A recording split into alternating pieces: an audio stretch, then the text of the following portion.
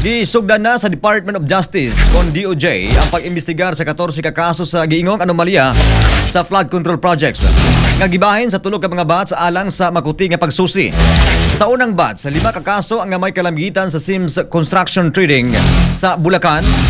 Din duha niini ang naduso na ngadto sa ombudsman o napasaka sa Sandigan Bayan. Ang kaduhang batch adunay unom ka mga kaso batok kang Wawa Construction o top notch sa Catalyst Builders.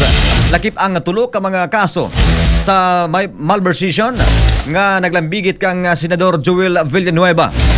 Sa katulong batch, tulo ka kasong plunder ang giimbestigahan ka batok kang kanhi Ako Bicol Party List Representative Saldico, kanhi Senador Ramon Bong Revilla Jr., Senador Jingo Estrada o kanhi DPWH Secretary Manuel Bunuan.